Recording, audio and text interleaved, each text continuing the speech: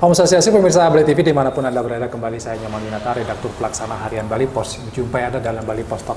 Topik kita kali ini berkaitan dengan tanggal 29 Januari ya, itu diperingati sebagai Hari Arak Berembali. Ini banyak yang mengatakan ini hari mabuk-mabukan gitu ya, tapi sebenarnya ada konsep yang sangat adiluhung di sana, bagaimana warisan leluhur orang-orang Bali, yaitu menciptakan minuman yang namanya arak, itu bisa diagungkan. Kemudian juga secara ekonomi bisa membangkitkan. Seperti apa sebenarnya konsep ini? Saya akan mewawancarai Guru Besar MIPA UNUD yang juga berkecimpung banyak di persoalan arak ini, Prof. Yagel Wirasuto. Kita sapa dulu, Mas Om Swastiastu. Om Swastiastu, semeton pamirsa Bali TV. Gimana kabarnya, sehat ya?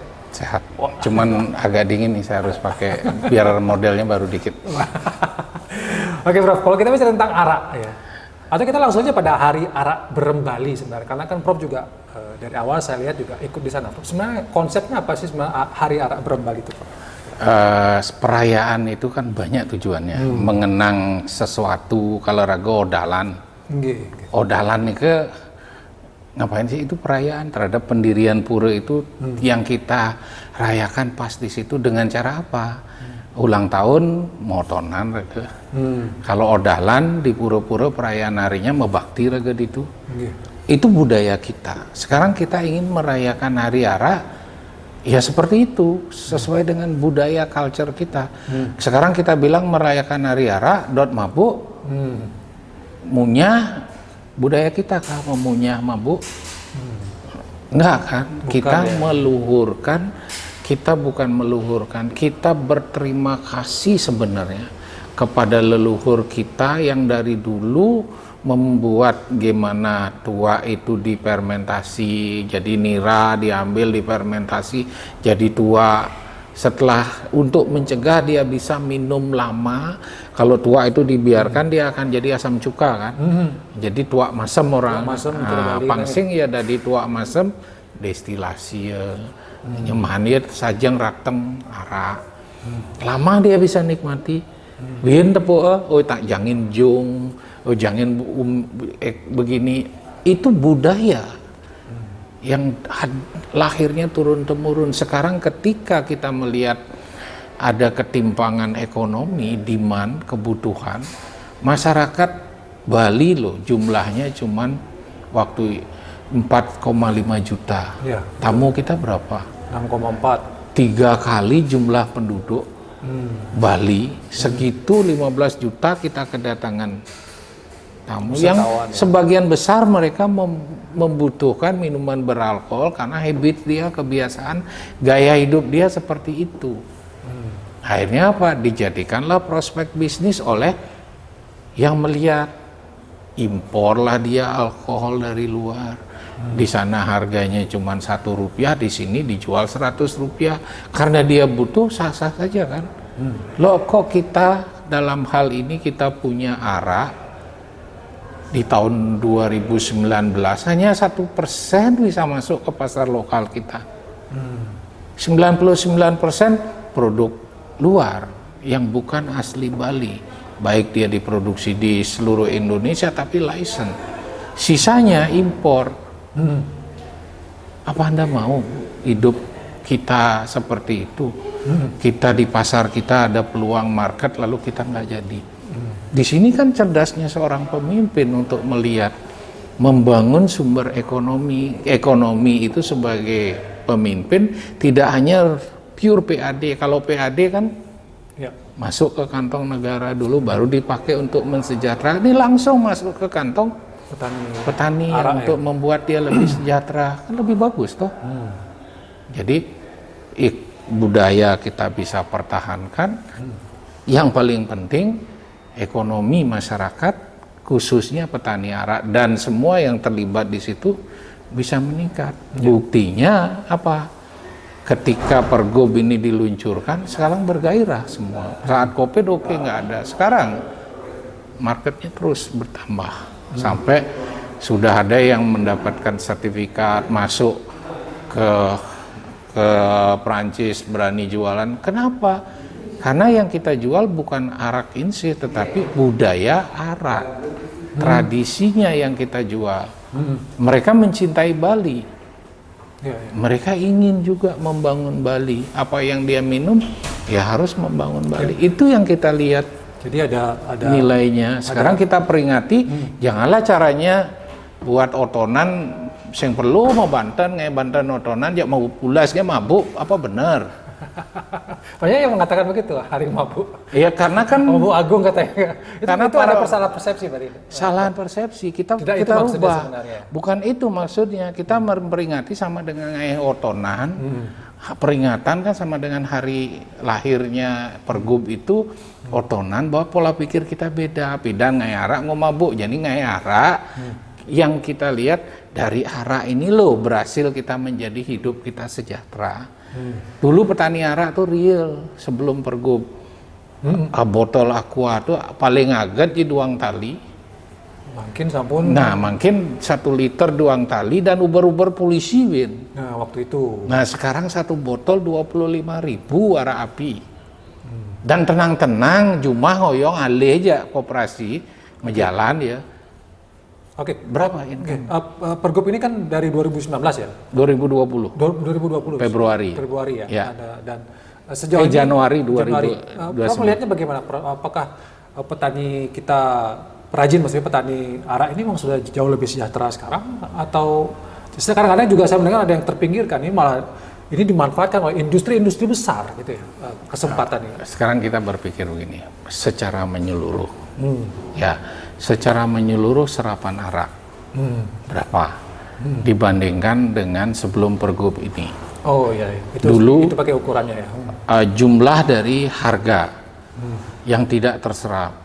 Dulu orang takut ngejual arak karena minumannya adalah minuman murahan. Ya. Sekarang orang berlomba-lomba menjual arak. Kemarin ada grup dari Bir Bintang untuk membuat arak bintang. Arak dari Bir Bintang. Namanya, ya? Araknya punyanya dia. Ya, datang ke Pak Gub bilang, Pak Koster bilang, ikuti Pergub kami kalau kalian peduli sama masyarakat kita. Juga sudah ada beredar yang namanya Singaraja Bir Arak. Artinya apa? Singaraja. Tapi ada nama araknya gitu. Ya, nama arak ini bukan menjadi barang yang tidak laku. Nama arak ini menginduksi market. Itu saja sudah 5 tahun, 920, sekarang 2004 tahun umurnya, udah luar biasa.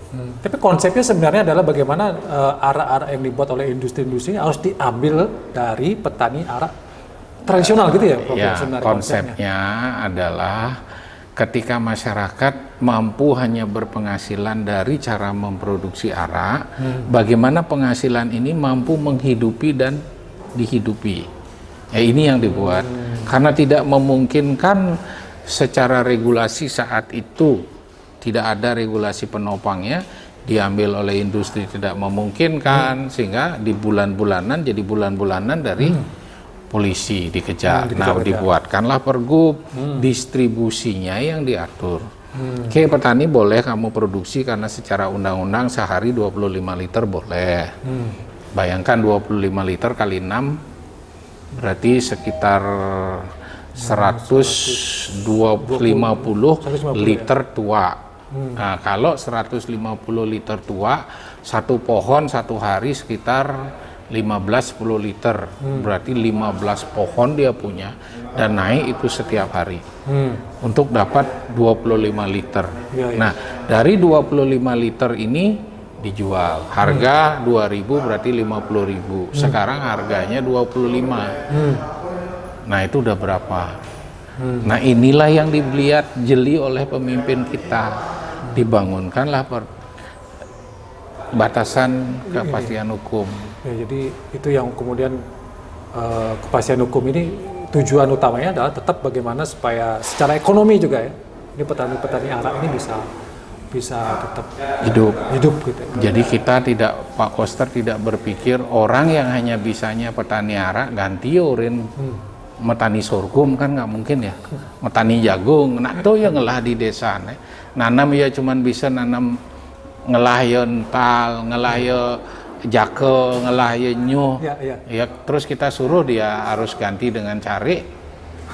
Tapi ada juga perkembangan terkini dampak dari pergub itu karena euforia katakanlah begitu.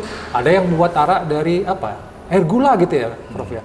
Gimana caranya kemudian ini ada yang menyimpang dari gini? Gimana caranya menertibkan Kan segala macam itu? wajar ya, namanya peluang ekonomi. Siapa yang nggak pingin mendapatkan keuntungan? Ya.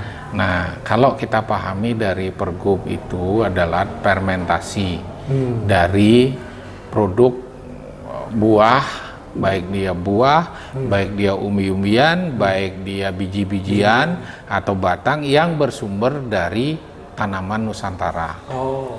Sekarang yang difermentasi itu apa? Yang difermentasi adalah gula. Kalau nira itu tua, itu gulanya langsung datang dari kelapa, dari pohonnya. Sekarang kalau dia butuh juga cita rasa tanaman, katakanlah gula sebagai starternya untuk membuat dia menjadi alkohol. Nah, ini kita manfaatkan. Kita edukasi masyarakat suwun jadi ngai arak gula. Oke, Anda pakai gula bahan bakunya, manfaatkan buah yang ada di tempat Anda. Katakan di Datah. Datah itu banyak buah mete. Yang dicari cuman kacang mete. Jambu metenya dibuang, ambil jambu metenya direbus, kasihkan gula, dapat konsentrasi tertentu, ditakar fermentasi.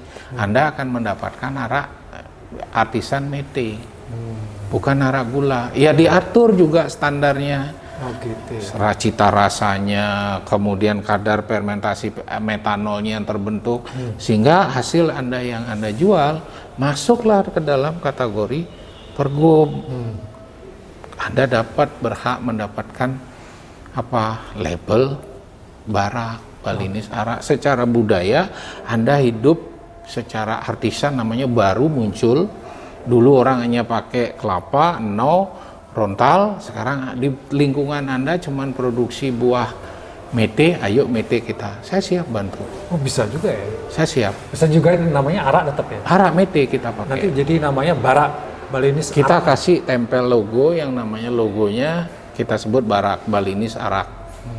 Yang itu katanya mau jadi spirit ketujuh. Nah, mimpi kita, Anda ingin nggak? Mungkin nggak itu, Prof? Sangat mungkin, karena nama arak udah terkenal. Nama arak itu kita nggak bisa milik orang Bali nggak. Nama arak, Thailand pakai, India pakai, Vietnam pakai arak. Juga ya? Nah, sekarang kenapa kok jadi Bali? Itu hebatnya Bali.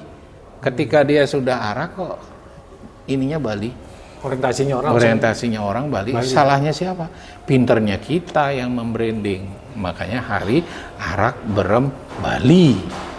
Kalau tanpa nama Bali salah. Kita mengakui milik orang banyak.